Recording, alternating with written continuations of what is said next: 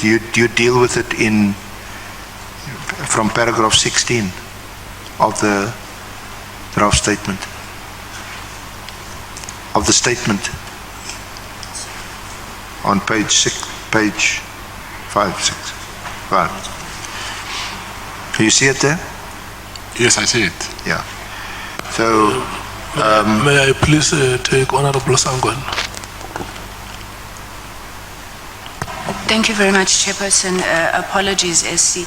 No, I'm being disturbed by Mr. Matlala's response to not wanting to answer questions after he had taken the oath, which was based on you having read to him, Chairperson, the immunities that are there for him in line with the Powers and Privileges Act, specifically 16.2, which says a person who is being examined under oath or affirmation in terms of section 15 may be required to answer any question put to him in connection with the subject of the inquiry, produce any document that he or she is requested to produce under the section, despite the fact that the answer or the document would incriminate him or would tend to expose him or her to criminal and civil proceedings. Now, it was said when we started that we are not in a court of law. We do operate under the legislation, specifically the Powers and Privileges Act of Parliament. And I think we're going to have to get resolution on that matter, Chair, because we can't have a witness that appears, has taken an oath and then says, I can't answer because I may incriminate myself. I think we need direction on that matter. Thanks, Chair.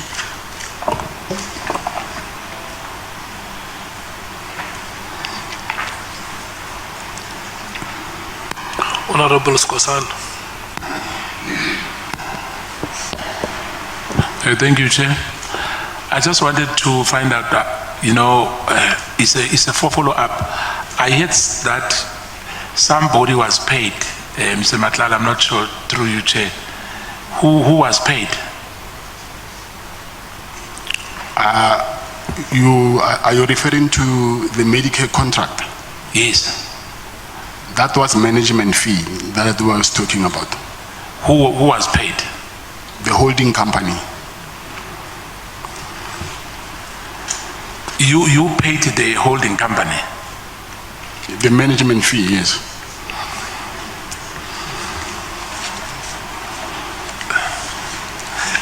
Yeah, because I'm through you, Chair, I'm not sure whether that management fee was part and parcel of the contract itself, the money which you paid to the... Between myself and the holding company, yes. Or it was your contract between you two? Yes. Oh, okay. Not the police? No. Thank you. Okay.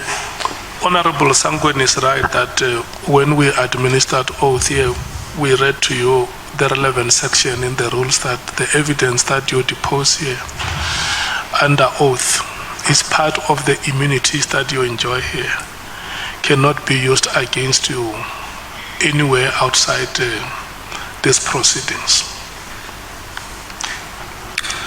Okay, can I answer to that? You are welcome to say anything. They cannot be used against me by who?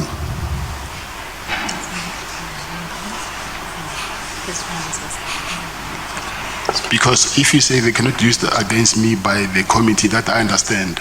But if someone is investigating me and there's something that I'm saying now which can incriminate me, obviously they will use it against me.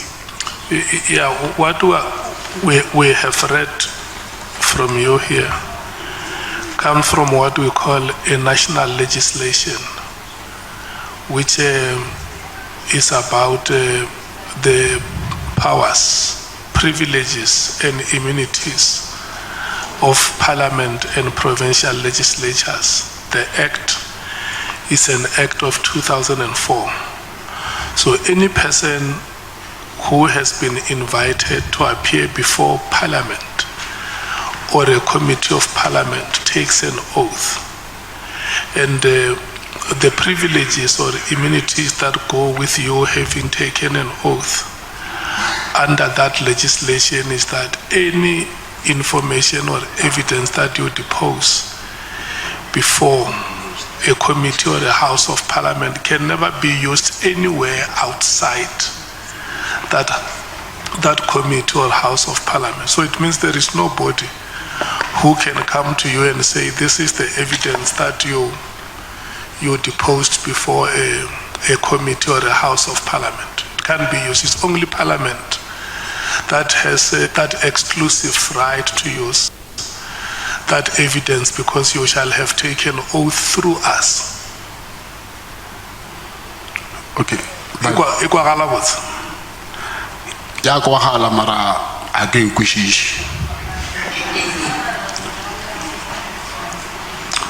My concern is, firstly, I heard you saying when you were speaking about the immunities, you were speaking about there's some other exceptions which you mentioned, and also whoever who might be investigating me might come later and say that I had this from my source, not from the committee, and then use that against me.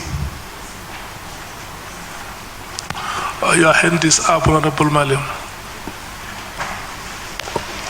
No, Mr. Matlala, it simply means that whatever you share in this committee will never be taken from this committee and say, on the basis of this, we are charging you because you gave the committee this evidence which is incriminating you, and therefore we are using it to charge you. So let's say on Medicare, they can't say, you are not charged with Medicare.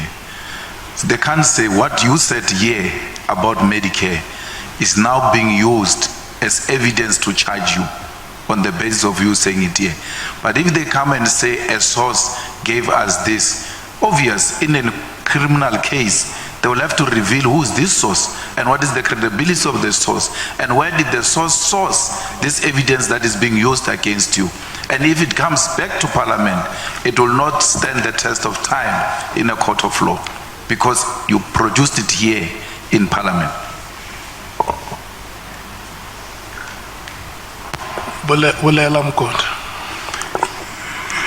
Yeah, yes, I hear him very well, but also I heard you mentioning some exceptions with these immunities, but I didn't get those exceptions. That it's a charge of perjury. Yes, perjury, yeah. Yes. Or a charge relating to evidence or documents required in these proceedings. So if only any information or any evidence that is required by this proceedings, we mean now you and us as we continue with the hearing. So I want any other case or any other charge that is contemplated here outside of the proceedings that we have with you. okay.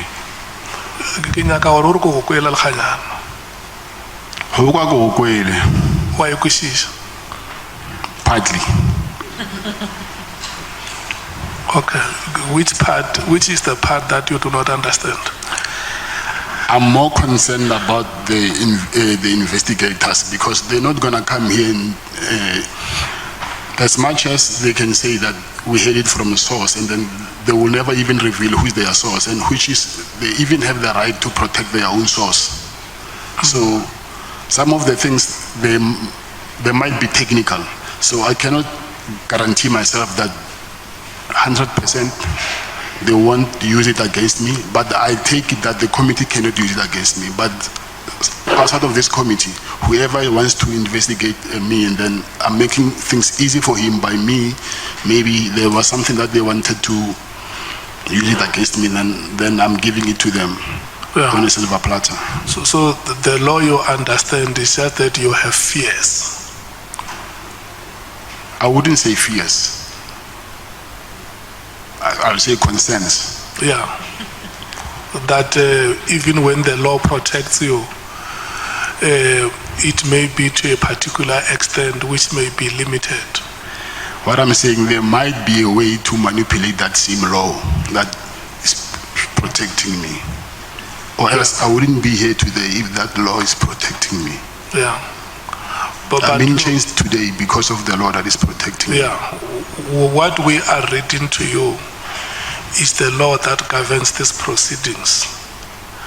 That if you have those concerns, or in the event your concerns come to a reality, you can still contact Parliament and say, this is what you committed, that it will not come back to me, and why am I now being harassed? I think if we can do that with my legal team and then have it in writing, then I'm okay. Let's say it's a matter which during break, Yes. your legal team, our team can deal with. Then I'll be comfortable. Yeah. Okay.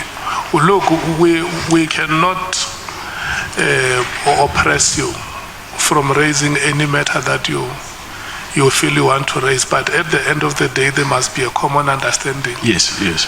Yeah. Okay. SC, is that sufficient? Chair, no, not quite. I would have expected and the committee to raise this issue, and they now have. And just to summarize to Mr. Matlala, that you as a witness, any witness that appears before Parliament or a parliamentary committee, enjoys immunity from prosecution. You are privileged in the sense that whatever you say cannot be used against you by any outside third party, unless, which is a constitutional issue, unless, of course, you lie, or you've committed a fraud, or you've told untruths, and someone from outside says, no, what you said here today, it's a lie. So as long as you are truthful before this committee, Yes, yeah. you enjoy immunity, you enjoy protection. And that is why the committee requests you to answer these questions truthfully, if you can. Yes, Mr. Aranse, I think when you take a break, if you can just consult with my legal team, and then I'll be more than happy to continue answering anything that you're asking. Well, Mr. Forbe is here, Yes. and he's heard the discussion, the debate. Yes. So maybe during the lunchtime shortly, we Of course, can yeah. just confirm with you and give you some of his own advice. So just to revert to this health risk services tender contract and your interest in the Medicare business, you told us that. Sorry, Chair, may I proceed? Yeah.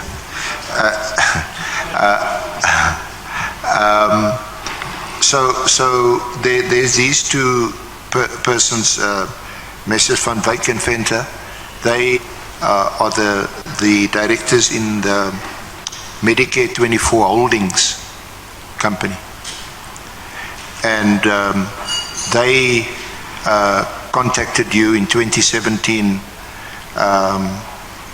and asked you whether you'd be interested in becoming involved and in securing some contracts which they could administer. Is that a summary of what you said earlier? I said only Mr. Van Wyk, not both of them. Oh, only Mr. Van Wyk. Yes. But you know the other person who also has an interest is Mr. Yes. Venter. Yes. You don't know their holding in the company or their shares? No. Or are they both directors in the company? Last time I checked, yes. Yeah. So that was already in 2017. So when was Medicare 24 Swani District? When was that formed or established as a separate entity? I think it was in 2018. In 2018? Yeah, I think so.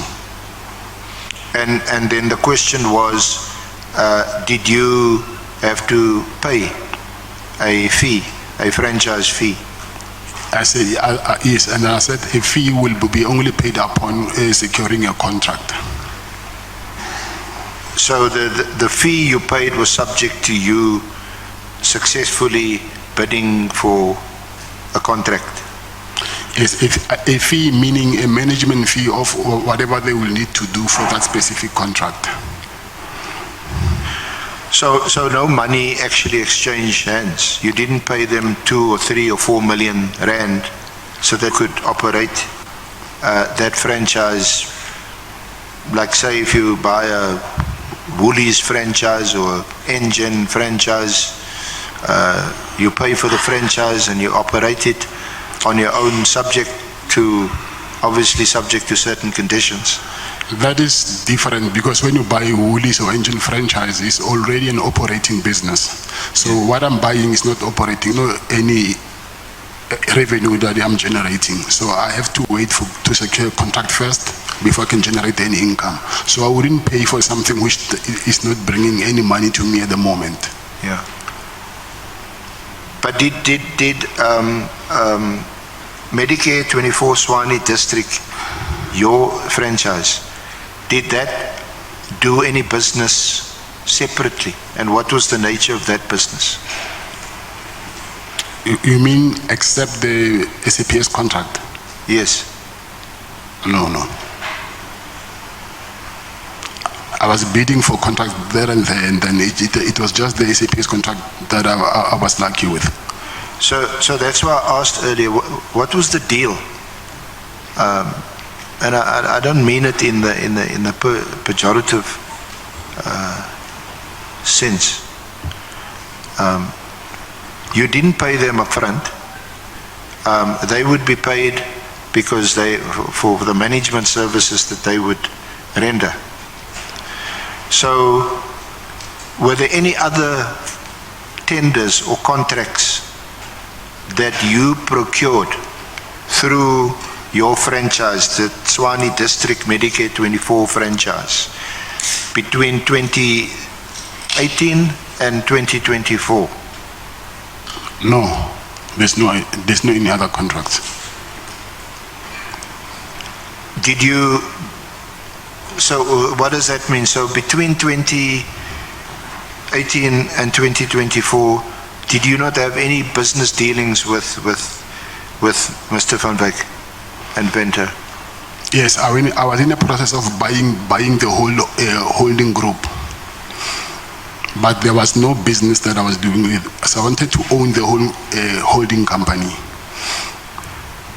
Okay. So in the meantime, between 2018 and 2024, did Medicare 24 Holdings, a holding company, did they render services in other hospitals, other institutions, like for example the Tembisa Hospital? No. No, they didn't. They didn't. Did they or you tender for the Tembisa Hospital contract? It was not a tender, and it was not even Medicare. So it was RFQs that you get based on the request from the department. Yeah. So were you not involved at all, either directly or indirectly, in the Tembisa Hospital tender? Okay, what I'm trying to explain is my other companies, they were getting RFQs, requests for quotations. Sorry. Medicare 24 doesn't even have for you to get those RFQs, firstly you need to have a vendor number with a specific department. So Medicare 24 does not even have any vendor number with the Department of Health. So there's no any job that Medicare 24 did with the Department of Health. Why do you think, or maybe you can tell us whether you're subject to the SIU? We know that the SIU is investigating or has investigated the Tembisa Hospital matter. Why is your name mentioned in connection with that tender? I would love to know as well. Now, we only touch on it If you go to page 35 of the draft statement,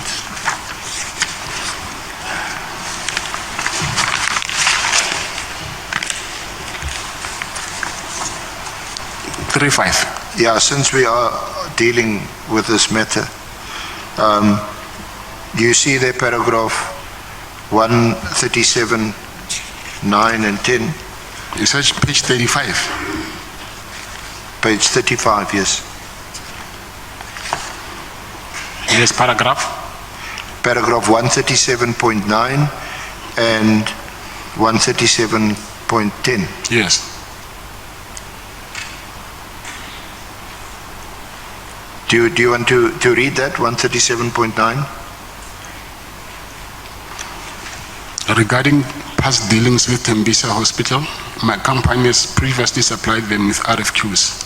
I have not been approached by any law enforcement agency regarding an investigation into me concerning Tembisa Hospital. There has been ongoing investigation by the SIU in regard to this matter, and I believe there is an inquiry docket open either by the SAPS or IDEC. And as a result, I cannot comment any further. Should I go to the next one? Yeah, let's park the next one Okay. for a bit later. So just to pause there at 137.9, you say that your company has previously supplied them with RFQs, request for quotations. What does that mean? Just elaborate. Mr. Arons, like we said that we need to fix this thing because I haven't read this thing myself, not my company. The department will supply me with RFQs, not vice versa. Yeah. So some of these things here, if I had time, then I would have corrected them. So it was the department that was supplying me with RFQs, meaning they're requesting for quotations that you must quote for whatever they needed at that time. So what does all that mean? That you were requested by the department to supply them with quotations? Yes. So you were invited to quote for work Yes. by, is that the Gauteng Health Department? Yes. Okay, Novalo. Yeah, Chair, I don't know if I heard the witness correctly. Mr. Matlala, did you say you did not read, you said this thing, so were you referring to a statement? The statement, yes. So you don't know what is contained in the statement? I know it's a draft, but now I wanted to go through it and correct where there's mistakes and then sign it. So it might, the statement might be having mistakes. Obviously, I just saw now one now. And if there are mistakes, you will correct them later. That's what I wanted to do, yes. So it's possible that this committee is questioning you on a statement which has mistakes, It has mistakes. I just found one mistake as we speak. and you will correct them later. That's what I'm saying, yes. Okay, thank you. Mr. Matlala, you've seen these or what is recorded in this draft statement. Can you please just repeat that? I say you've seen what's in this draft statement, Yes. and you've discussed it with Mr. Forbay. Yes.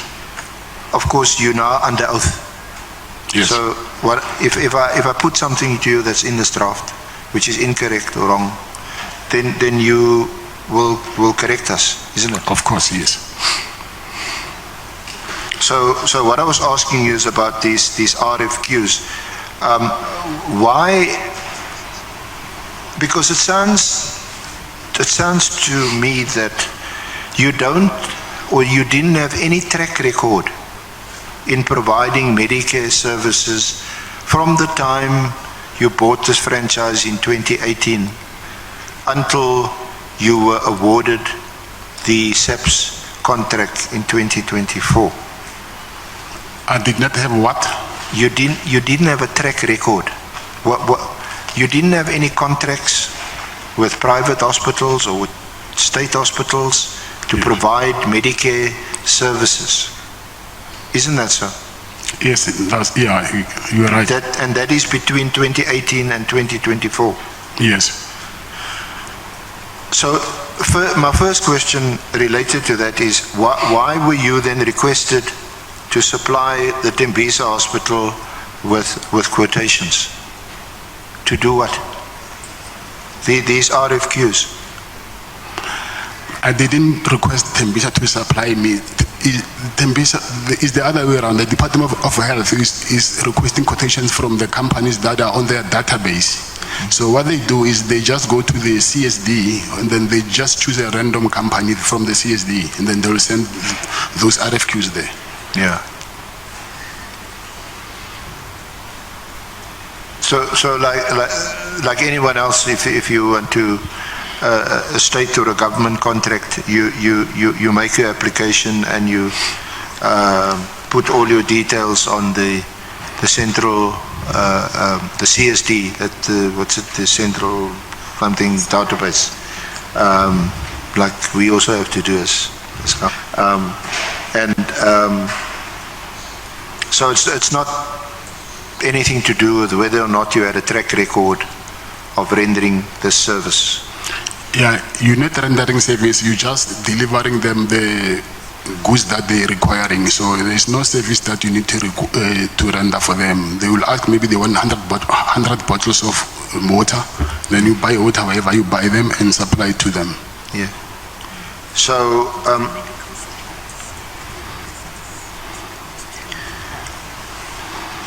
so on what basis do you think you would have been awarded the Medicare Swani contract when you had no track record of rendering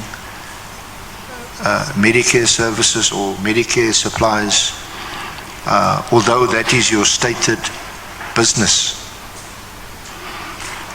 And on top of it, a 350 million rand contract. Okay, if you buy a franchise, so you carry the profile of the holding company. So now I don't need, if I buy a KFC franchise, so the profile will always remain the profile of KFC. So it does not mean that because I bought a KFC from franchise, then I don't know how to cook chicken, and then they have to teach me how to cook that chicken. So I'm still using the recipe from the holding company of KFC to cook that chicken. So even the same as Medicare, the holding company is the one who's going to do the work. They have the track record. So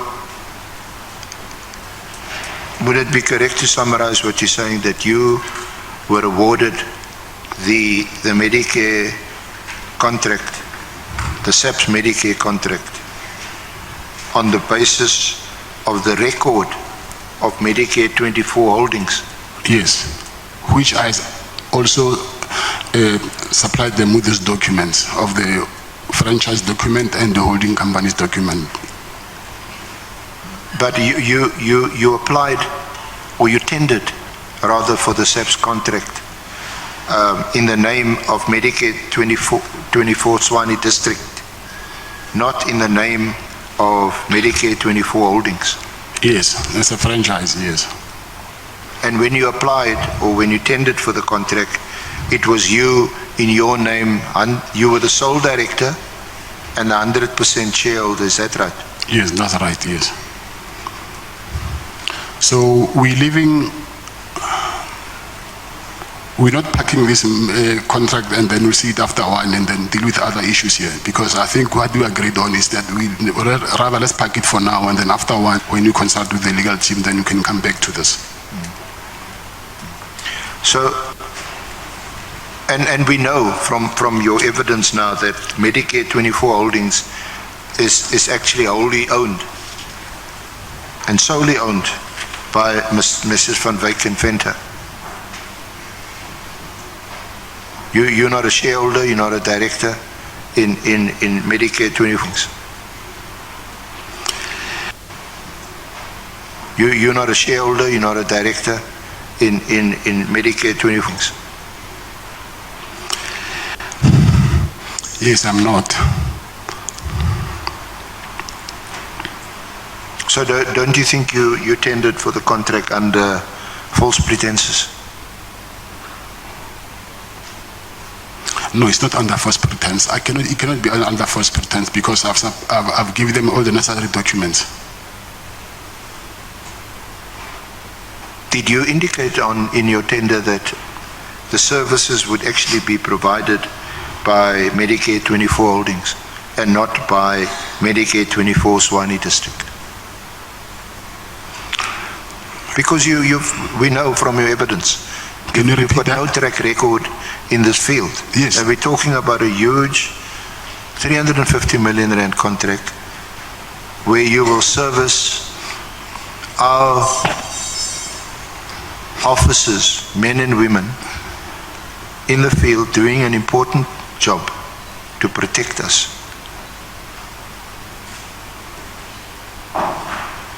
What's your question?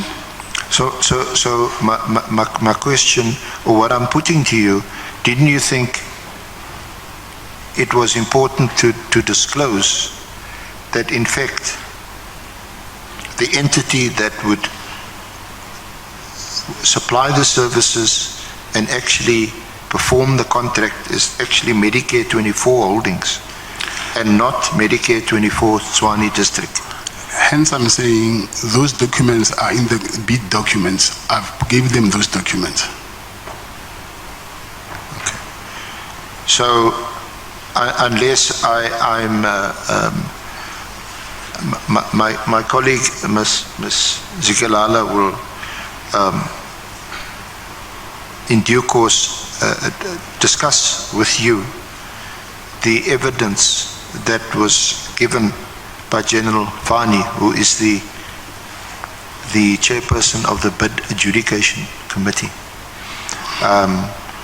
that did make the award in the first place, but then that award was subsequently set aside after there was an internal audit and then subsequently a final audit which resulted in the contract being cancelled. Because there were a number of irregularities that were highlighted in the audit reports. Are you aware of that? I heard about that. You heard about it. And you also heard that there was no proper audit, proper due diligence done. That is not true. Okay, so you heard about it. So on what basis do you say it's not true? They came to the clinic and then they did the due diligence. So when they say not proper, meaning it must be from their side, so that I can't be held accountable for that. I don't know when he's saying it was not handled properly, what was he trying to, because I'm not the one who will need to dictate how must they do their due diligence. But what I know is they came to the facility to do that due diligence. Yeah. So how would you know whether or not a due diligence has been done or is being done when you bid for a contract? Are you contacted? Are you questioned? Yes, they tell you that on this day they will come for due diligence. So who contacted you? The project facilitator. The project facilitator? Yes. Is that Brigadier Cartwright? Captain. Sorry? Captain. Captain? Yes. So you know Captain Cartwright? Because of this contract, yes. Now, we understood his role from the evidence of General Fani that he's called a facilitator. You aware of that? Facilitator meaning? Well, from what General Fani said, a facilitator is actually someone who just prepares the documents and makes sure that all the relevant documents is before the bid evaluation committee. On behalf of SAPS? Yes. Yes. So when and where did you meet Captain Cartwright? I think they came 2 or 3 times to the clinic to do their site inspection, due diligence. And even when I went to sign the contract, I saw him as well. Did you meet with him personally? When? No, I'm asking you. Did you meet with? It was not Captain- only him, it was him and other panel members. Someone else? I'm saying it was not only him who came, it was him and other panel members from SAPS, from members of the, I think it's BEC or BAC, I'm not sure. So did he introduce himself as someone who is doing a due diligence on behalf of the bid evaluation committee? They all introduced themselves, not only him. How many of them were there? I don't remember, I was not present. Yeah, I asked you and maybe I missed it. Did you meet him personally? You meaning outside the due diligence day or what? Well, do you- either in his capacity as the facilitator Because- of the bid evaluation committee or in some other capacity or in both. Have Because- you met? Because I met him when I went to sign the contract, yes. And then I also saw him once when he came to the office. And did you meet with him when he came to your office? Can you please explain what do you mean meet? Because I'm saying I saw all of them. Firstly, when they came, I was not present, but I think on the 3rd time when they came, and then I was there, and then I saw them. Yeah, Then they introduced themselves, then I will know. yeah. I'm going on your words, Mr. Matlala, and whenever I don't, then you must correct me, okay? So I don't want to mislead you. You said you met him. Now, was this when you met him at your office? Okay, when I say met him, you mean have I saw him in person or we met and then we had coffee together or something?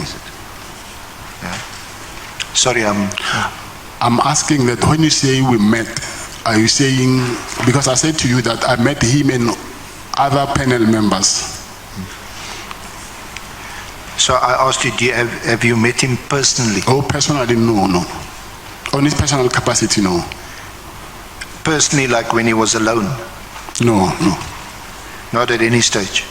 Okay, I met him once when I went to sign the contract. Okay. He was alone. And you've spoken to him, surely? When? Again, I'm asking you, it's a question mark.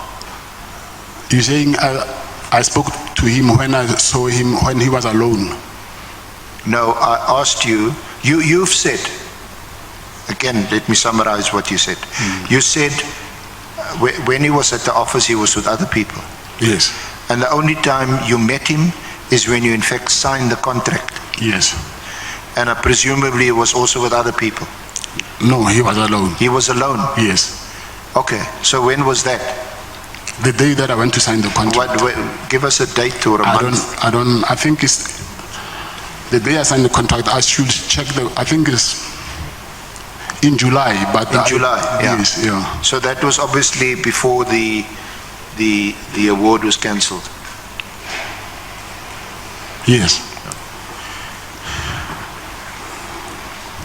So did he come and where was that signing ceremony? Where did that take place? At SAPS Supply Chain, it's in Silverton, in Pretoria. Silverton, in Pretoria. Yes. And in what capacity were you then meeting him? Because I think you initially, or you said a few minutes ago, that when you first met him and others at the offices, they were from the bid evaluation committee. Yes, that's correct. Now I think by now, from a person who replies to requests for quotations and who submits tenders and so on, you know basically how it works. You make an application, there's people who sit in the office, there's many applications, they sift through it. Some people's application get thrown out because there's something or other that's not right, tax, VAT, or whatever. But then there's a shortlisting process, and then it goes to a bid evaluation committee, right? Yes, I'm listening. Do you understand Yeah, that? yes, I think yeah, you yes. would be familiar with that process. Yes. And then from a bid evaluation committee, it goes to a bid adjudication committee. The bid evaluation committee, they make recommendations. The bid adjudication committee adjudicates and they decide.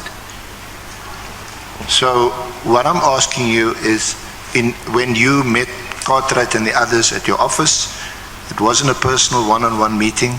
There were other people. They were still from the bid evaluation committee.